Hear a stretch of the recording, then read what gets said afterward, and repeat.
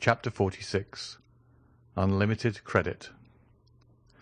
About 2 o'clock the following day, a calash, drawn by a pair of magnificent English horses, stopped at the door of Monte Cristo, and a person dressed in a blue coat with buttons of a similar colour, a white waistcoat over which was displayed a massive gold chain, brown trousers, and a quantity of black hair descending so low over his eyebrows as to leave it doubtful whether it were not artificial, so little did its jetty glossiness assimilate with the deep wrinkles stamped on his features. A person, in a word, who, although evidently past 50, desired to be taken for not more than 40, bent forwards from the carriage door, on the panels of which were emblazoned the armorial bearings of a baron, and directed his groom to inquire at the porter's lodge whether the Count of Monte Cristo resided there, and if he were within. While waiting, the occupant of the carriage surveyed the house, the garden as far as he could distinguish it, and the livery of servants who passed to and fro with an attention so close as to be somewhat impertinent. His glance was keen, but showed cunning rather than intelligence. His lips were straight and so thin that as they closed they were drawn in over the teeth. His cheekbones were broad and projecting, a never-failing proof of audacity and craftiness, while the flatness of his forehead and the enlargement of the back of his skull, which rose much higher than his large and coarsely shaped ears, combined to form a physiognomy anything but prepossessing, save in the eyes of such as considered that the owner of so splendid an equipage must needs be all that was admirable and enviable, more especially when they gazed on the enormous diamond that glittered in his shirt, and the red ribbon that depended from his buttonhole. The groom, in obedience to his orders, tapped at the window of the porter's lodge, saying, "Pray, does not the Count of Monte Cristo live here?" "His Excellency does reside here," replied the concierge. "But," added he, glancing an inquiring look at Ali. Ali returned a sign in the negative. "But what?" asked the groom. "His Excellency does not receive visitors to-day." "Then here is my master's card, the Baron Danglars.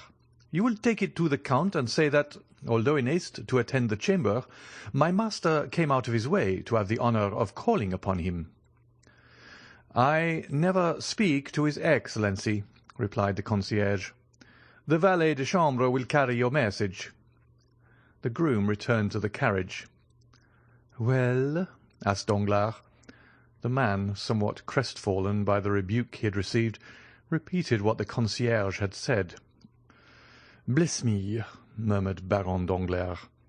"This must surely be a prince instead of a count, by their styling him Excellency, and only venturing to address him by the medium of his valet de chambre. However, it does not signify he has a letter of credit on me, so I must see him when he requires his money." Then throwing himself back in his carriage, Danglars called out to his coachman, in a voice that might be heard across the road, "To the Chamber of Deputies." Apprised in time of the visit paid him, Monte Cristo had, from behind the blinds of his pavilion, as minutely observed the baron by means of an excellent lorgnette, as Danglars himself had scrutinized the house, garden, and servants. "That fellow has a decidedly bad countenance," said the Count in a tone of disgust, as he shut up his glass into its ivory case. "How comes it that all do not retreat in aversion at sight of that flat, receding, serpent-like forehead, round, vulture-shaped head, and sharp-hooked nose, like the beak of a buzzard, Ali?" cried he, striking at the same time on the brazen gong. Ali appeared. "Summon Bertuccio," said the Count. Almost immediately Bertuccio entered the apartment. "Did your Excellency desire to see me?" inquired he. "I did," replied the Count. "You no doubt observed the horses standing a few minutes since at the door." "Certainly, your Excellency. I noticed them for their remarkable beauty." "Then how comes it," said Monte Cristo with a frown, "that when I desired you to purchase for me the finest pair of horses to be found in Paris, there is another pair fully as fine as mine not in my stables?" At the look of displeasure, added to the angry tone in which the Count spoke, Ali turned pale and held down his head. "It is not your fault, my good Ali," said the Count in the Arabic language, and with a gentleness none would have thought him capable of showing either in the voice or face. "It is not your fault. You do not understand the points of English horses." The countenance of poor Ali recovered its serenity. "Permit me to assure your Excellency," said Bertuccio, "that the horses you speak of were not to be sold when I purchased yours." Monte Cristo shrugged his shoulders. "It seems, Sir Steward," said he, "that you have not yet to learn that all things are to be sold to such as care to pay the price. His Excellency is not perhaps aware that Monsieur Danglars gave 16,000 francs for his horses. Very well.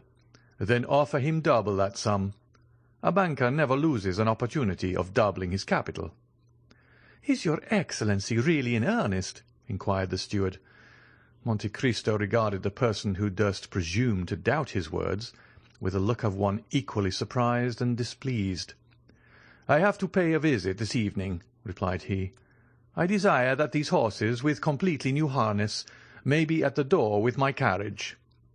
Bertuccio bowed, and was about to retire, but when he reached the door he paused and then said, "At what o'clock does your Excellency wish the carriage and the horses to be ready?" "At 5 o'clock," replied the Count. "I beg your Excellency's pardon," interposed the steward in a deprecating manner, "for venturing to observe that it is already 2 o'clock." "I am perfectly aware of that fact," answered Monte Cristo calmly.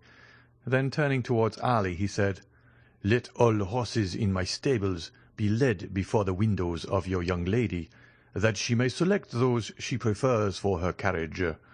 Request her also to oblige me by saying whether it is her pleasure to dine with me.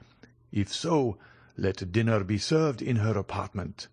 Now leave me, and desire my valet de chambre to come hither." Scarcely had Ali disappeared when the valet entered the chamber. "Monsieur Baptistine," said the Count, "you have been in my service 1 year, the time I generally give myself to judge of the merits or demerits of those about me. You suit me very well." Baptistine bowed low. "It only remains for me to know whether I also suit you."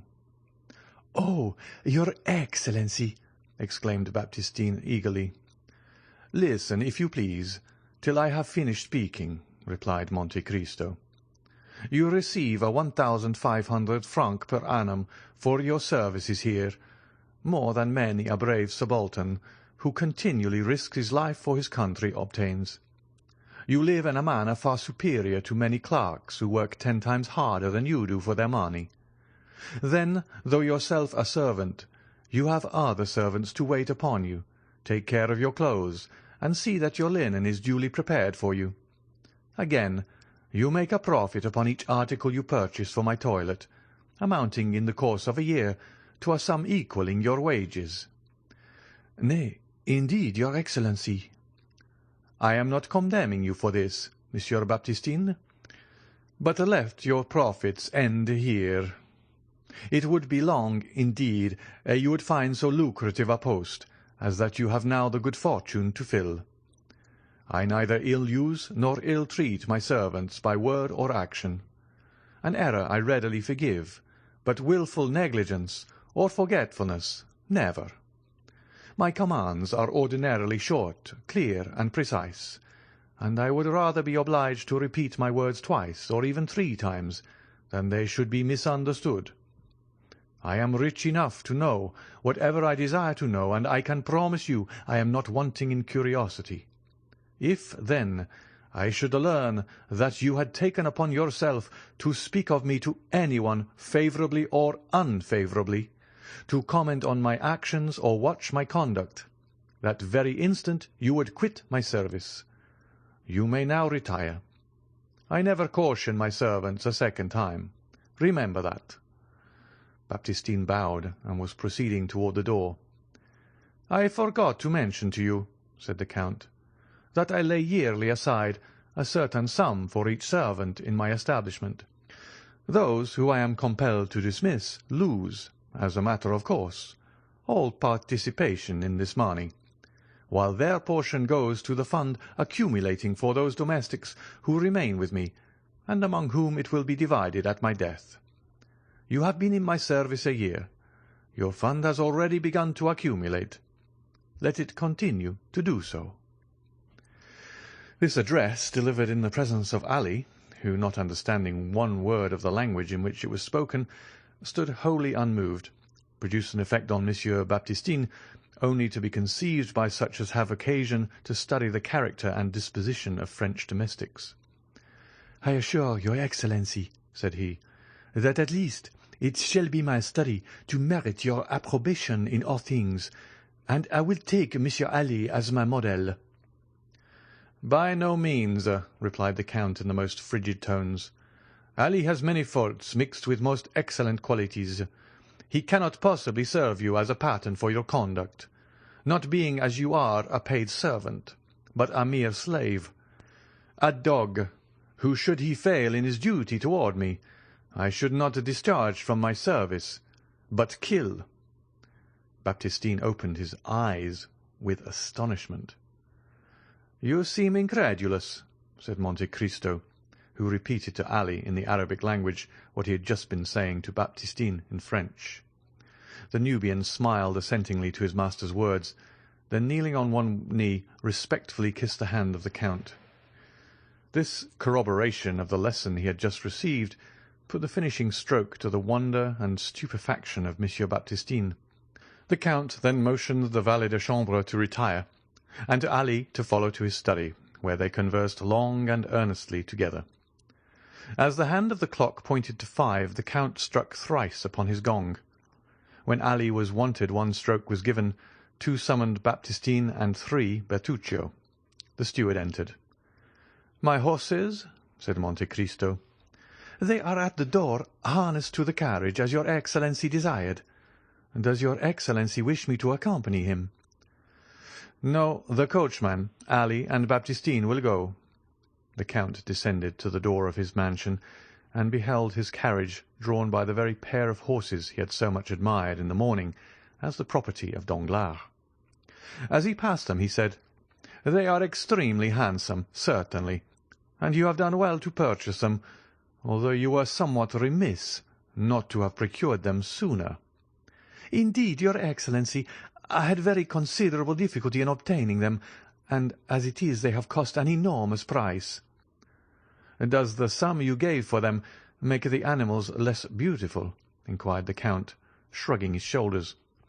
"Nay, if your Excellency is satisfied, it is all that I would wish. Whither does your Excellency desire to be driven?" "To the residence of Baron Danglars, Rue de la Chaussée-d'Antin." This conversation had passed as they stood upon the terrace from which a flight of stone steps led to the carriage drive. As Bertuccio, with a respectful bow, was moving away, the Count called him back. "I have another commission for you, Monsieur Bertuccio," said he. "I am desirous of having an estate by the seaside in Normandy, for instance between Havre and Boulogne. You see, I gave you a wide range. It will be absolutely necessary that the place you may select have a small harbour, creek, or bay, into which my corvette can enter and remain at anchor. She draws only 15 feet. She must be kept in constant readiness to sail immediately I think proper to give the signal. Make the requisite inquiries for a place of this description, and when you have met with an eligible spot, visit it, and if it possess the advantage desired, purchase it at once in your own name. The corvette must now, I think, be on her way to Fécamp, must she not?" "Certainly, your Excellency. I saw her put to sea the same evening we quitted Marseille." "And the yacht?" "Was ordered to remain at Martigues." "'Tis well. I wish you to write from time to time to the captains in charge of the 2 vessels, so as to keep them on the alert." "And the steamboat?" "She is at Chalons?" "Yes." "The same orders for her as for the 2 sailing vessels." "Very good." "When you have purchased the estate I desire, I want constant relays of horses at 10 leagues apart along this northern and southern road." "Your Excellency may depend upon me." The Count made a gesture of satisfaction, descended the terrace steps, and sprang into his carriage, which was whirled along swiftly to the banker's house. Danglars was engaged at that moment presiding over a railroad committee, but the meeting was nearly concluded when the name of his visitor was announced. As the Count's title sounded on his ear, he rose, and addressing his colleagues, who were members of one or other of the chamber, he said, "Gentlemen, pardon me for leaving you so abruptly, but a most ridiculous circumstance has occurred, which is this. Thomson and French, the Roman bankers, have sent to me a certain person calling himself the Count of Monte Cristo, and have given him an unlimited credit with me. I confess this is the drollest thing I have ever met with in course of my extensive foreign transactions, and you may readily suppose it has greatly roused my curiosity. I took the trouble this morning to call on the pretended Count. If he were a real Count, he wouldn't be so rich. But would you believe it? He was not receiving. So the master of Monte Cristo gives himself airs befitting a great millionaire or a capricious beauty. I made inquiries, and found that the house in the Champs-Élysées is his own property, and certainly it was very decently kept up, but, pursued Danglars with one of his sinister smiles, an order for unlimited credit calls for something like caution on the part of the banker to whom that order is given. I am very anxious to see this man. I suspect a hoax is intended, but the instigators of it little knew whom they had to deal with. They laugh best who laugh last." Having delivered himself of this pompous address, uttered with a degree of energy that left the Baron almost out of breath, he bowed to the assembled party and withdrew to his drawing-room, whose sumptuous furnishings of white and gold had caused a great sensation in the Chaussée d'Antin. It was to this apartment he had desired his guest to be shown, with the purpose of overwhelming him at the sight of so much luxury. He found the Count standing before some copies of Albano and Fattore that had been passed off to the banker as originals, but which, mere copies as they were, seemed to feel their degradation in being brought into juxtaposition with the gaudy colours that covered the ceiling. The Count turned round as he heard the entrance of Danglars into the room. With a slight inclination of the head, Danglars signed to the Count to be seated, pointing significantly to a gilded armchair covered with white satin embroidered with gold. The Count sat down. "I have the honour, I presume, of addressing a Monsieur de Monte Cristo." The Count bowed. "And I of speaking to Baron Danglars, Chevalier of the Legion of Honour and a member of the Chamber of Deputies." Monte Cristo repeated all the titles he had read on the Baron's card. Danglars felt the irony and compressed his lips. "You will, I trust, excuse me, monsieur, for not calling you by your title when I first addressed you," he said. "But you are aware that we are living under a popular form of government, and that I myself a representative of the liberties of the people." "So much so," replied Monte Cristo, "that while you call yourself Baron, you are not willing to call anybody else Count." "Upon my word, monsieur," said Danglars with affected carelessness, "I attach no sort of value to such empty distinctions, but the fact is, I was made Baron, and also Chevalier of the Legion of Honour, in return for services rendered, but—" "But you have discarded your titles after the example set you by Messrs. de Montmorency and Lafayette. That was a noble example to follow, monsieur." "Why," replied Danglars, "not entirely so. With the servants, you understand." "I see. To your domestics you are 'my lord.' The journalists style you 'monsieur,' while your constituents call you 'citizen.' These are distinctions very suitable under a constitutional government. I understand perfectly." Again Danglars bit his lips. He saw that he was no match for Monte Cristo in an argument of this sort, and he therefore hastened to turn to subjects more congenial. "Permit me to inform you, Count," said he, bowing, "that I have received a letter of advice from Thomson and French of Rome." "I am glad to hear it, Baron, for I must claim the privilege of addressing you after the manner of your servants. I have acquired the bad habit of calling persons by their titles from living in a country where barons are still barons by right of birth. But as regards the letter of advice, I am charmed to find that it has reached you. That will spare me the troublesome and disagreeable task of coming to you for money myself. You have received a regular letter of advice."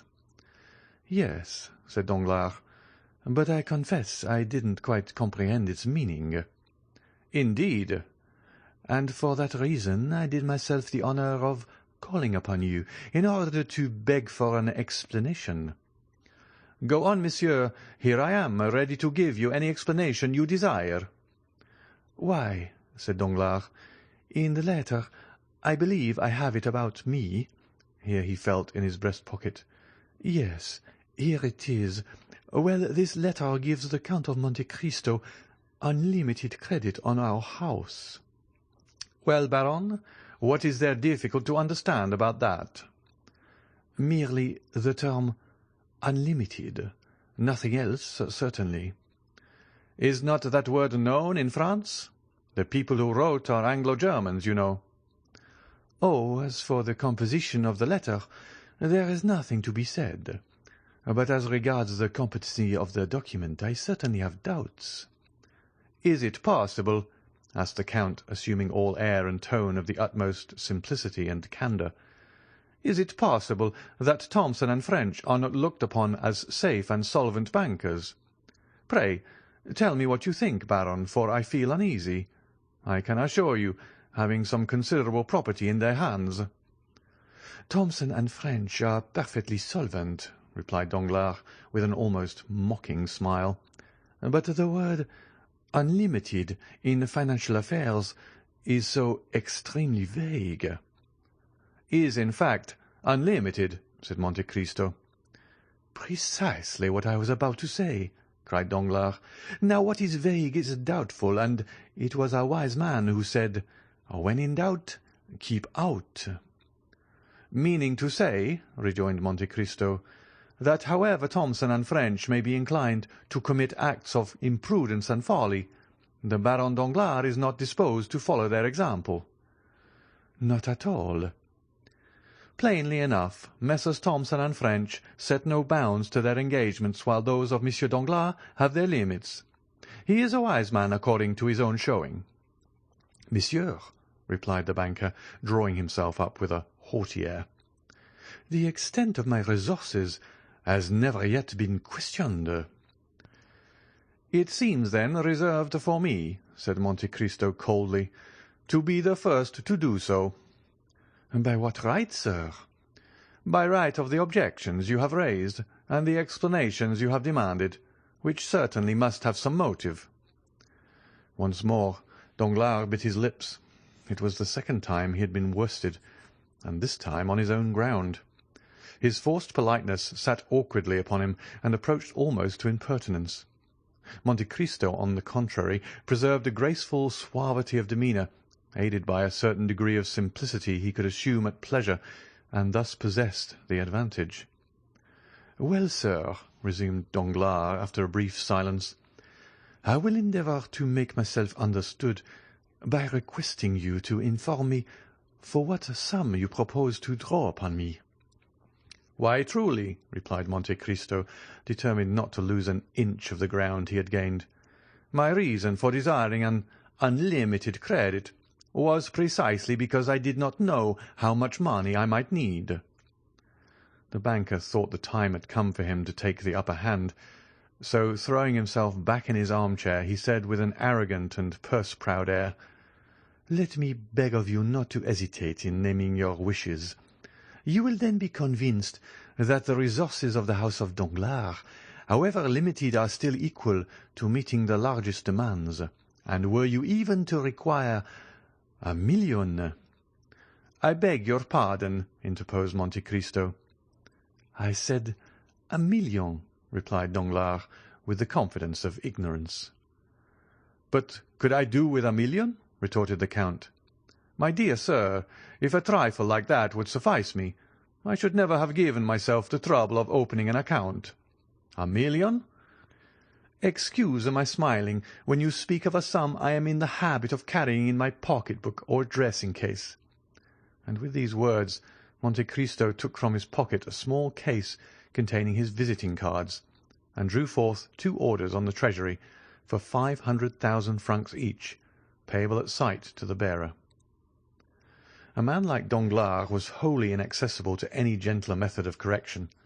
The effect of the present revelation was stunning. He trembled, and was on the verge of apoplexy. The pupils of his eyes, as he gazed at Monte Cristo, dilated horribly. "Come, come," said Monte Cristo, "confess honestly that you have not perfect confidence in Thomson and French. I understand, and foreseeing that such might be the case, I took, in spite of my ignorance of affairs, certain precautions. See, here are 2 similar letters to that you have yourself received, one from the house of Astaing and Esquel of Vienna, and Baron Rothschild, the other drawn by Baring of London upon Monsieur Lafitte.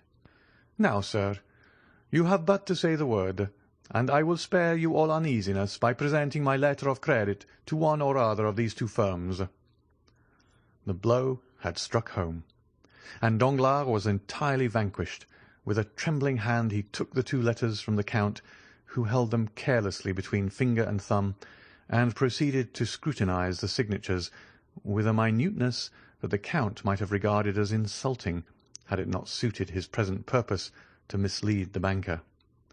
"Oh, sir," said Danglars, after he had convinced himself of the authenticity of the documents he beheld, and rising as if to salute the power of gold personified in the man before him, 3 letters of unlimited credit. I can be no longer mistrustful, but you must pardon me, my dear Count, for confessing to some degree of astonishment." "Nay," answered Monte Cristo with the most gentlemanly air, "'tis not for such trifling sums as these that your banking house is to be accommoded. Then you can let me have some money, can you not?" "Whatever you say, my dear Count, I am at your orders." "Why," replied Monte Cristo, "since we mutually understand each other, for such I presume is the case." Danglars bowed assentingly. "You are quite sure that not a lurking doubt or suspicion lingers in your mind?" "Oh, my dear Count," exclaimed Danglars, "I never for an instant entertained such a feeling toward you." "No, you merely wished to be convinced, nothing more. But now that we have come to so clear an understanding, and that all distrust and suspicion are laid at rest, we may as well fix a sum as the probable expenditure of the first year.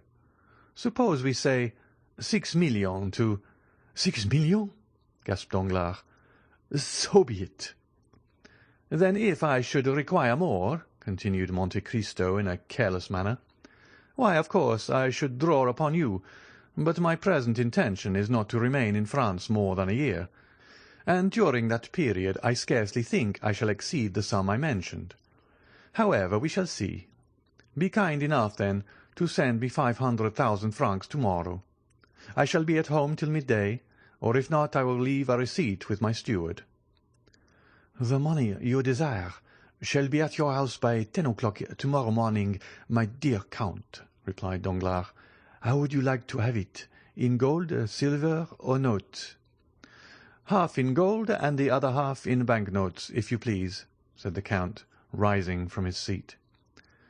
"I must confess to you, Count," said Danglars, "that I have hitherto imagined myself acquainted with the degree of all the great fortunes of Europe, and still wealth such as yours has been wholly unknown to me. May I presume to ask whether you have long possessed it?" "It has been in the family a very long while," returned Monte Cristo.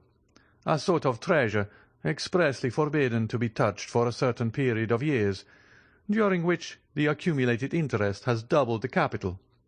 The period appointed by the testator for the disposal of these riches occurred only a short time ago, and they have only been employed by me within the last few years.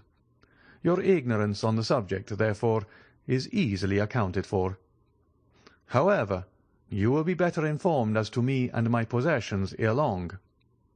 And the Count, while pronouncing these latter words, accompanied them with one of those ghastly smiles that used to strike terror into poor Franz d'Épinay. "With your taste and means of gratifying them," continued Danglars, "you will exhibit a splendour that must effectually put us poor miserable millionaire quite in the shade.